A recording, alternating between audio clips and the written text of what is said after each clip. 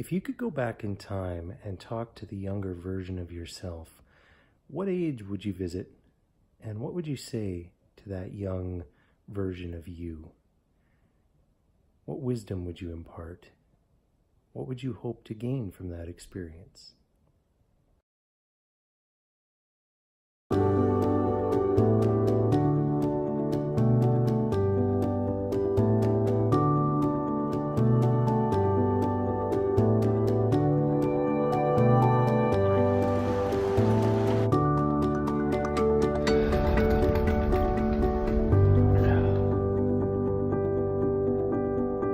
Masterpiece and a work in progress all at the same time.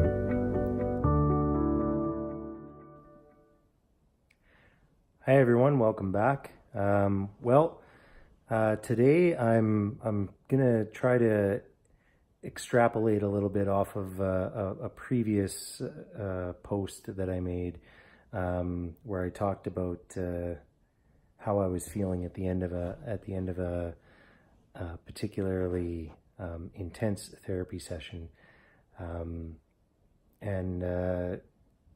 most of my discussions that have evolved around mental health and my experience with my own struggles with that have been admittedly somewhat surface level, other than with the exception of maybe a few, and they've also been intentionally vague, and thank you, Lori, for pointing that out. And my intentions behind that, in to some extent, have been to try and keep things somewhat generic for those of you who are watching, so that you can maybe relate a little bit more to your own personal experience rather than mine, and that's a good story. And then the other part is more so still my own defensiveness and my own protecting my vulnerable underbelly. So I want to go a little bit deeper today, or at least give it an effort to go a little bit deeper today. So I've shared a few instances of my own, I guess, some of my realizations through the therapy work that I've been doing. And one of the practices that I've found incredibly powerful for myself and have discovered a lot about myself has been sort of an exercise in visiting a younger version of me. And it started out very, I guess, innocently, I suppose, where I was asked to simply go back to a certain age where I was feeling some of these feelings. And for me, that initial exercise took me to an age of about 3 or 4 years old. And I went through several iterations of this exercise over the past several months, where I would close my eyes and I would imagine being at that age. I would imagine being in a certain experience or of one kind or another from that age. There's one that some of you will be familiar with that involves a Christmas tree and me getting into trouble and me hiding in a cupboard in our kitchen and watching my family decorating the tree without me, which seems to be a recurring memory that I have, and ties into feelings of inadequacy, not being good enough, loneliness, and a sense of abandonment, I guess. There's another one of me when I was very young, where I would sit at the end of the hallway. My bedroom was at the end of a hallway, so if I heard my parents fighting, or if I was just having trouble sleeping or had a nightmare or whatever, I would usually go sit at the end of this hallway with my teddy bear. I had a little toy cash register that I would play with quite quietly there and wait until somebody noticed me, which would oftentimes end whatever fight was going on, or at least buy me a little bit more time from having to go back to bed after a nightmare. But skipping forward, I'd been getting stuck on a lot of painful things: fear, the feeling of being terrorized, the feeling of walking on eggshells in my home and throughout my childhood. And please do not take this as a indictment of my parents. That's a whole separate thing, and this isn't about them. This is about the feelings that I was having as a child, and that have hence manifested throughout my adult life as well. So I was getting stuck. I would go back and constantly revisit this time of fear and pain and hurt and anguish. And so a lot of my previous posts and videos have been talking about those things and these painful emotions and these difficult things to face. And in a recent session, I was asked to go deeper. And I found myself very terrified of going deeper. And visually, in my own imagination, I pictured myself standing at the top of my stairs, going down into our basement, because our basement was the scariest place in the house for me. The furnace was there. It was an unfinished basement. It was dark and it was scary.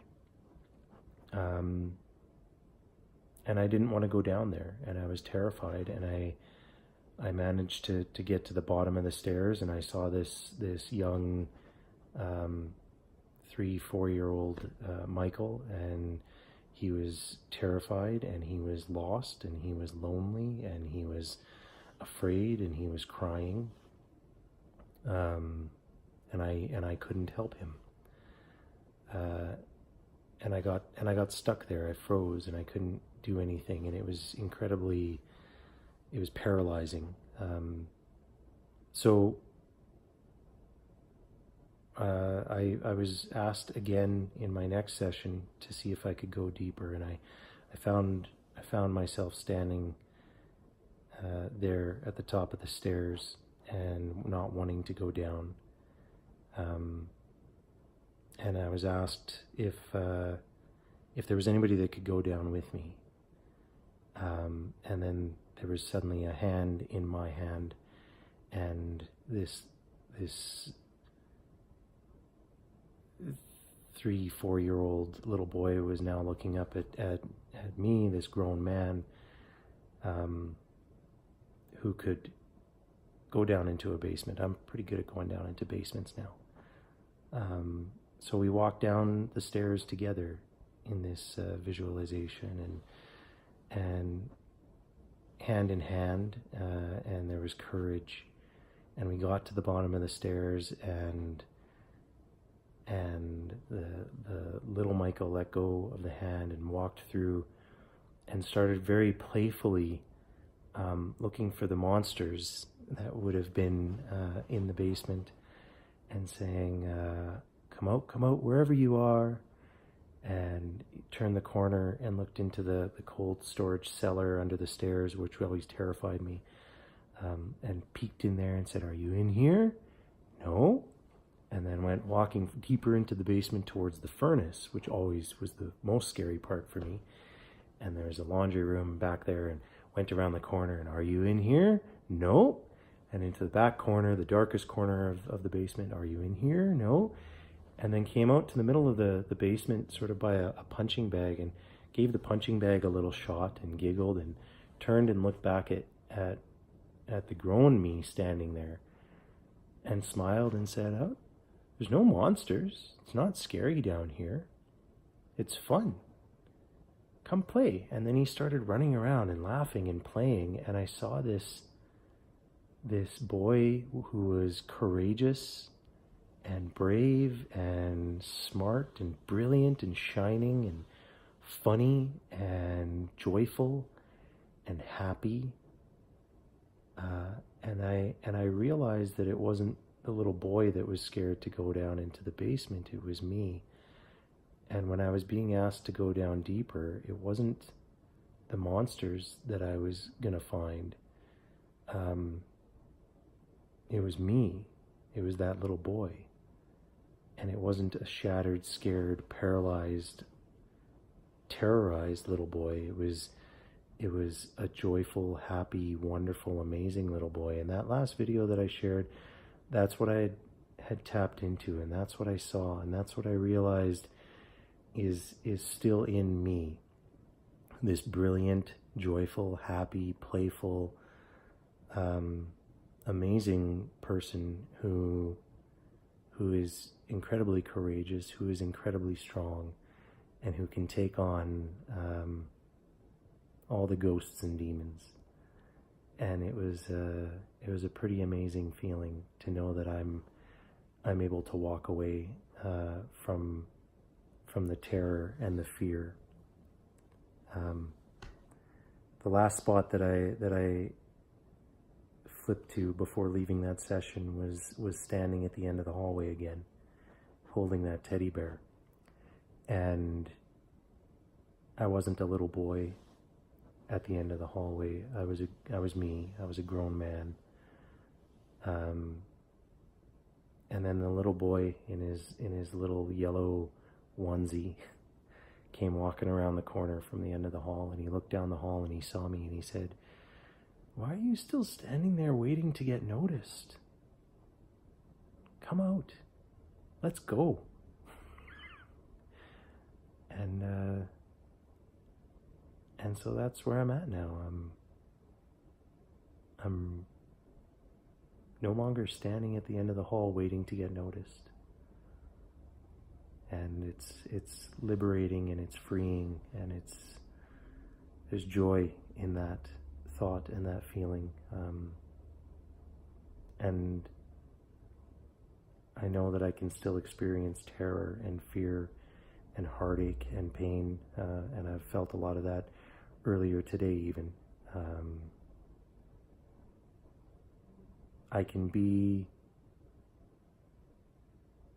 a masterpiece and a work in progress all at once. And I don't have to be paralyzed waiting at the end of a hallway or hiding in a basement or a cupboard. And you don't have to either. So that's what I have for today. Thank you again for watching.